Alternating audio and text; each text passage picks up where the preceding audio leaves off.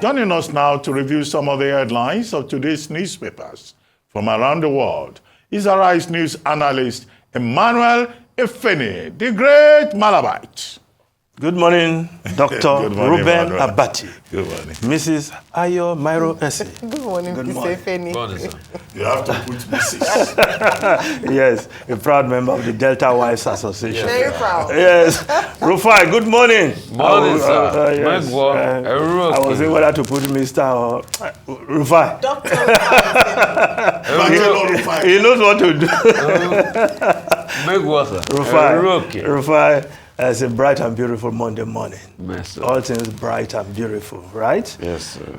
Now we'll start the review with this day Nigeria's newspaper of record. We'll start with the story above the masthead. The window story, we call it Oyedele Presidential Committee proposes exemption of 95% of informal sector from taxes. Those earning 25 million naira and less due for tax exemption, says tax reform proposal to reach National Assembly by Q3 of 2024. Federal government to introduce spending, borrowing taxes by year end. Well, that committee headed by Oyedele doing a yeoman's job. If some of these proposals they're already putting forward comes into effect and it becomes law, well, it will be relief to small and medium scale enterprises. But again, the idea is not to bring more tax burden on the citizenry, but to ensure that the tax net covers all those who are supposed to be paying and are now outside the tax net or are not paying what they are supposed to be paying right now. Now, the lead story, Presidency. Tinubu suspends Cybersecurity Levy to prevent overburdening Nigerians. KPMG, idea ill-timed under current economic realities. Okonjo-Iweala urges federal government to streamline taxes. CSOs want court to stop implementation. Yes, the president has waded into the issue of this cybersecurity levy, but the information that some banks are already collecting this, even ahead of the proposed date for takeoff, well, I won't call it criminality yet, because when you deduct what is like they were doing anticipatory deduction. I don't know where they got that from. But if you deduct and you have wrongly done that, please credit those accounts back. Otherwise, that will be some criminality.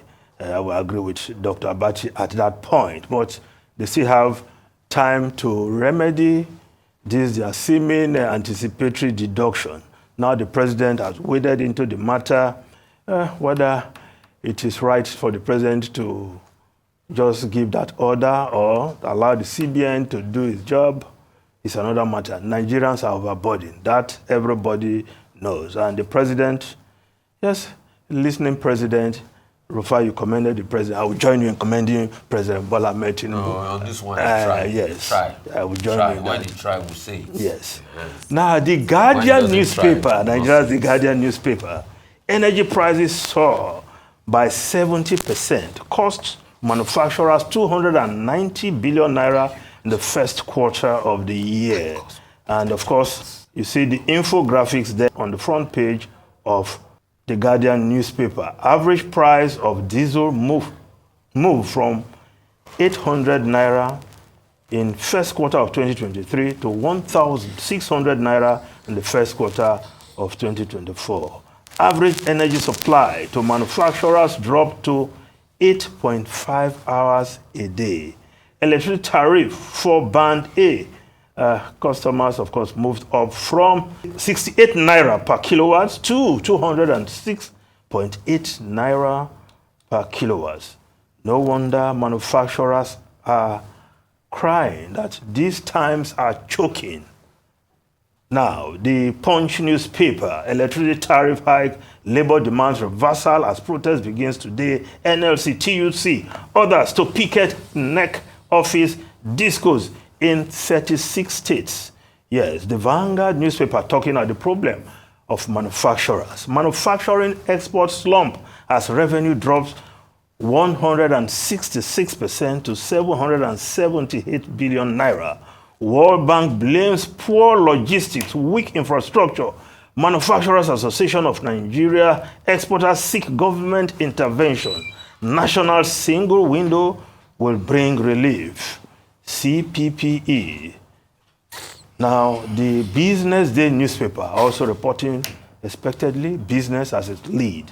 Weak naira, rising inflation, signal further rate hike. Of course, the Nigeria's Monetary Policy Committee is likely to raise interest rate when it meets next week, looking at the situation in the economy, following the renewed pressure on the naira and the rising inflation. So that MPC meeting next week will be one to watch. If we just move over to the Leadership newspaper, the lead story there, despite 10.01 billion naira budget, Presidency, Army, 33 ministries, departments, and agencies still owe electricity bill. Situation increasing debt stock, fiscal deficit, electricity payment ranks as first line charge. Labor pickets neck discourse over tariff today. I think it's something the president has to weigh in on. Yes, because why will government offices don't pay, including the presidency, fail to pay their electricity bill? Yet the average consumer will be disconnected, harassed by the discourse, even when they fail to pay what they call estimated billing, outrageous estimated billing. So I don't think this sounds right. Prepaid meter. Yeah. No, but let them pay their debt first, even before you give them prepaid meter. Let them. This prepaid meter. Yes, you go. So, presidency owing. Yes, I know that. I mean, it's if embarrassing. presidency lights, it can't finish. The lights will go. No. Even if it's the meeting, the lights will go. No, Rufai, you know that if presidency is using prepaid meter, somebody fails to pay and the light goes off. We don't do that. He will buy inverter. That's like Nigerians. He use inverter and solar to pushing the. Well, I think government agencies, ministries, departments should please pay their bill. Yeah. I think it's embarrassing that they are the biggest debtors to the discos. That's not good for a nation. Even for the discos, they need all the money. Yeah. Although they have not been investing in their facilities, but it's not good that government will be the one leading the debtor line when it comes to electricity bill. Now, the Daily Independent newspaper, aviation experts query runway derubberization maintenance system. Incident not connected to runway maintenance fan. We've been having, in the last a couple of months, we've had about 3 skidding of the runway. Yeah. That's not good for the aviation sector. The authorities, those in charge, must investigate and ensure. Then if it is the facilities that are causing, the runway that is causing this, then we have to deal with that before it becomes a major embarrassment to this country, cause something more devastating by way of crash. Now, below the photograph there, Tinubu won't take sides in Rivers political crisis. Presidency says it will not allow anybody frustrate Rivers government. Wike alleges protests warned Fubara to stay clear of assembly quarters. Well, if the president is saying, yes, he will not allow anybody frustrate Rivers government, he knows the anybody. He knows the anybody who has become the big elephant disturbing Rivers government. And the president has the capacity, because the person is his appointee. He needs to call him to order.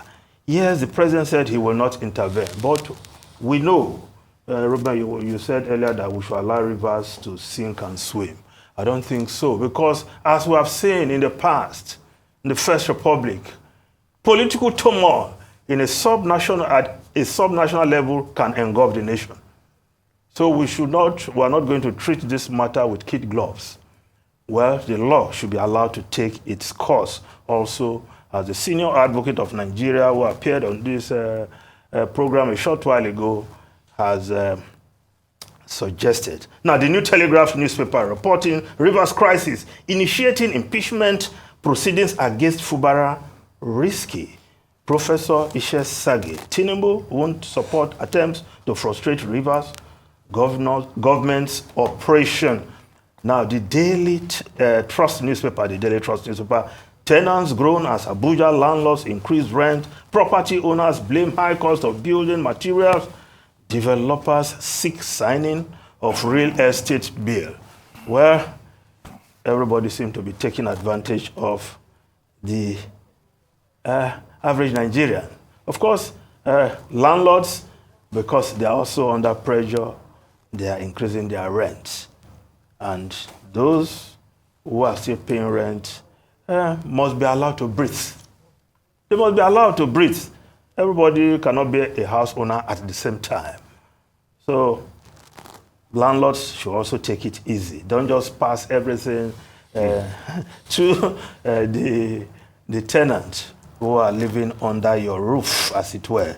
Now, the Citizen newspaper of South Africa, ANC just using Mbeki, Thabo Mbeki. The ANC has recruited, former president, scandal-free Thabo Mbeki to come and lead. High election winner. Yes, because one of the best election results by the ANC was under Mbeki. So high election he winner. Has been brought out from his retirement to come and lead the charge. ANC trying to capitalize on his squeaky clean image to lead that charge. But at what cost? That's what the Citizen newspaper is reporting. Now, the Business Day newspaper of South Africa, mining boss calls for drive on growth. Minerals Council says industry keen to establish discussion platform. Well, another political story on the front page of the Business Day, rosy ANC-DA scenario also has risk. Well, with the ANC not sure of getting the votes or the seats in parliament to form a government, they are looking at options. Is it the EFF they will partner with, go into an alliance with, or the Democratic Alternative? These are all scenarios being looked at in South Africa. The Daily Nation newspaper of Kenya, yes, MPs led Linturi off the hook. The Secretary for Agriculture in Kenya has just survived an impeachment probe. Of course, the parliamentarians there cleared Linturi, voting 149 to 36 to give him that clearance. Otherwise, he was facing an impeachment probe. Now, the Daily News of Harare, Zimbabwe. Churches remain keen on dialogue, even as Zimbabwe's toxic politics continue to thaw.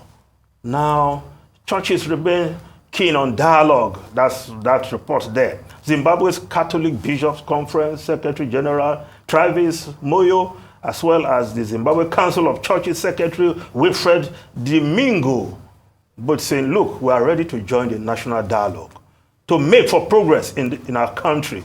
Of course, ZANU-PF, the ruling party, saying they are open for dialogue, engagement, to move the nation forward for progress. Of course, as Nigeria's Bishop Kuka used to say, the people who come to the church are the same people who suffer from the poor policies of government. So the church in Zimbabwe, they are ready to engage with government to see how they can move that nation forward. The Times of London, UK sick note culture is fueled by obesity crisis.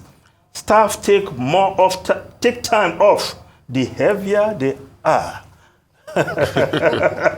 Now, the Daily Telegraph, Prime Minister, Britain safer under Tories for dangerous years ahead. Of course, Rishi Sunak leading the campaigns, saying that, well, Britons should stick with the conservatives, while the Washington Post forced to flee Gaza again. Israel, of course, no place safe. Aid agencies say the situation in Gaza as Israel continues to pound the hapless Palestinians in that genocidal war. Ruben Rufai Ayo. So many stories. Number one story caught my eyes at Nigeria's Business Day was a story about I better pass my neighbor generator hitting 140,000 naira. And I'm wondering, what is going on in this country? I better pass my neighbor used to be, and I'm going to use a lot of Nigerian lingo here, used to be the Yanga mantra. Yanga means, cocky, bullish, excited, Okay, better, put up the better the than Business the other Day newspaper person there, Nigeria's mantra. Business Day newspaper, yeah. But now, your minimum wage cannot buy you a better pass man. And in case you don't know a better pass, I don't want to call brand, but this would be a popular blue brand, a Tiger brand, where, was CCJ that you will pull up that very small, like you just crack up to get 1 or 2 points of power. Rufai, That is now 140,000 naira. Let me read that title, that headline again. I better pass my neighbor generator Tons luxury at 140,000 naira. I mean, so that's an indication of how bad things have become, because that used to be the hope of the common man. Because, I have understanding of I better pass my neighbor. I mean, I had used it at some point where that, with just 1 or 2 liters of fuel, it will last long. It can power like a little fan or TV and everything, or get you through the night with the sound over the night. Rufai, back in the day, you can pick one at the bus stop on your way home. Yeah, and that was it. And it was that cheap.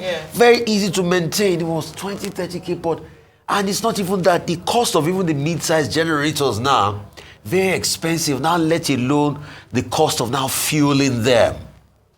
So I think that's a tapestry of how bad things have become in this country.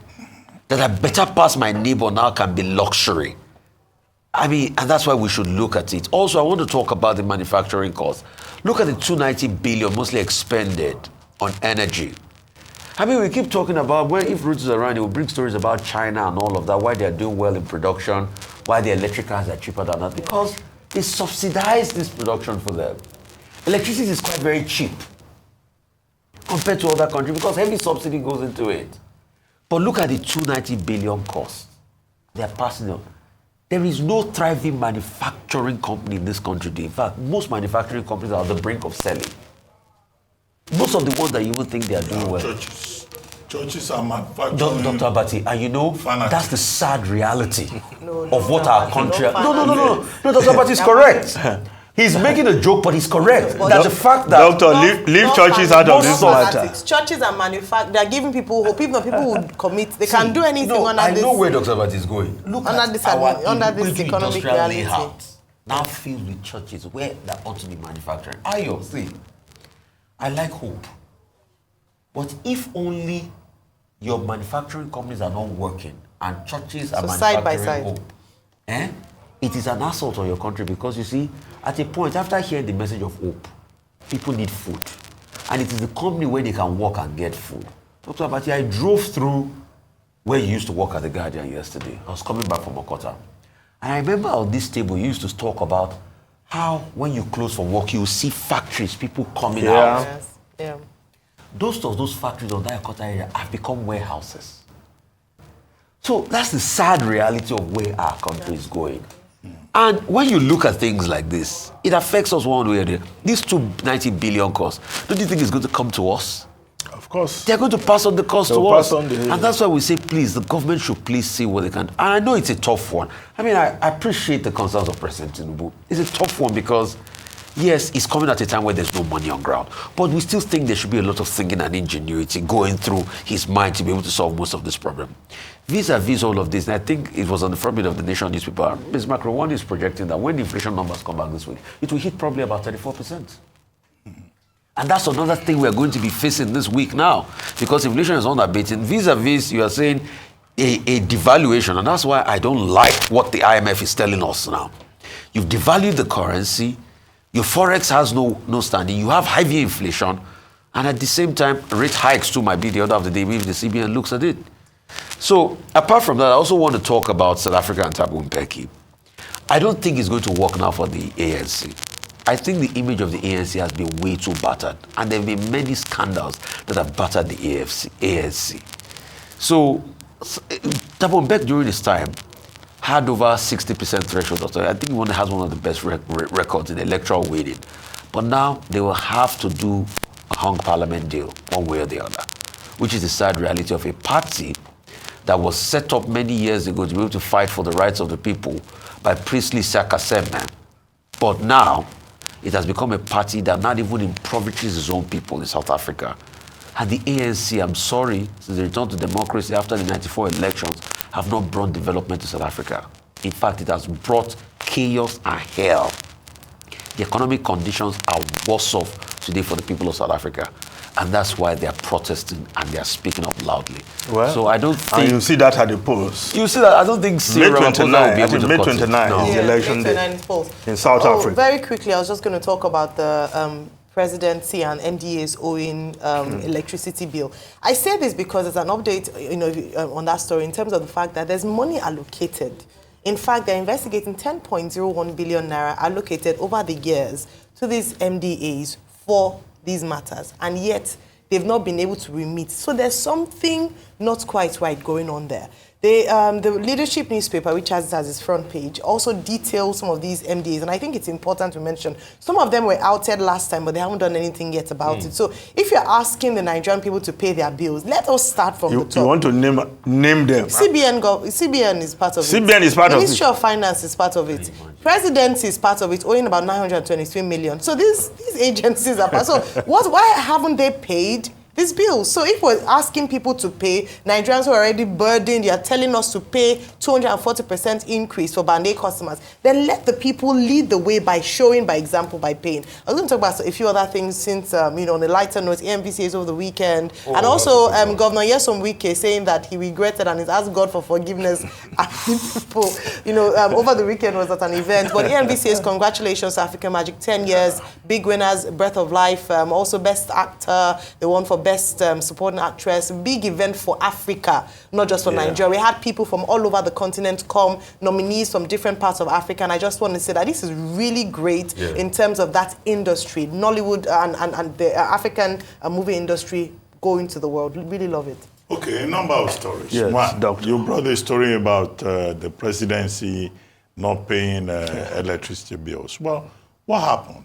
When It's the lead story of leadership. I'm not the one who brought you to. Just hold on. When that story was brought initially, and PACN was saying it was going to knock off even the National Assembly, Ministry of Power, also owing electricity bills, the presidency and other agencies of government. Now, the presidency intervened. I think we were told that the president gave a directive to reconcile the amount and to pay what was agreed upon. The question to ask, with regard to that headline, is whether that amount was paid or not. But what we face is a culture of impunity in Nigeria. We run a system where it is government itself that is supposed to enforce the law, that has the coercive powers of enforcement, that breaks the law. And when government breaks the law, what do you expect from the people? That is the challenge with regard to that. We just want a government that shows good example, that leads by example, that respects the rule of law. Now in England, you took the story about the Prime Minister. Rishi Sunak saying that there are dangerous days ahead. Now he's supposed to give a speech today, to launch the campaign for the next election season, to say, the Tories are better than Labour and that Britain will be much better under the control of Britain. But the challenge that Prime Minister Sunak faces remains the economy. Remains also the major loss in the local elections in the first week of May, with Natalie Epichik, I think that's the name, Epic, leaving Labour, leaving the Conservative Party. The Conservative Party and going to the Tory party. Another MP to Labour, another MP has left the Tories and gone to Labour. Labour. But that story is also a front page story today, I think, in The Guardian. However, what do I want to say about that is that, look, in Nigeria, people are cross-carpeting. They cross-carpet. But it's a big issue in the UK. Both the Tories and the Labour members, they are questioning Natalie Pickey's, cross-carpeting. They're saying, for example, why are you coming to Labour? In terms of your performance in the House of Commons, you have been anti-Labour. Yes, no. As recently as March, you were criticizing the firefighters and condemning them. You have even criticized Keir Starmer.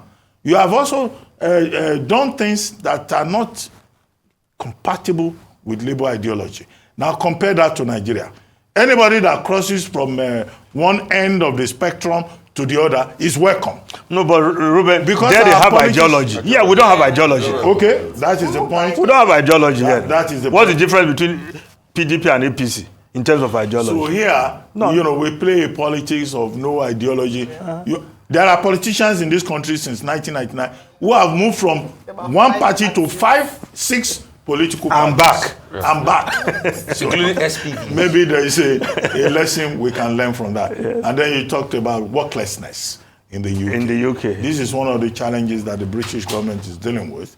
And the ministers have been talking about how government has to pay more for people who just sit at home. They say they have joint pain, they have arthritis, they have a headache, and then they don't go to work. But because it's a welfare state, the state still takes care of them. And that's an issue. Institute of Higher Studies, studying the whole of Europe, says Britain has the highest number of stay-at-home people sick leave who are sending sick notes. Where in Nigeria here, if you get sick for 2-3 weeks, if I not careful, the company will not even remember you. In fact, you won't get your salary. You even work every day, self. You are not sure of tomorrow. Anyway, thank you very much, Emmanuel Efene.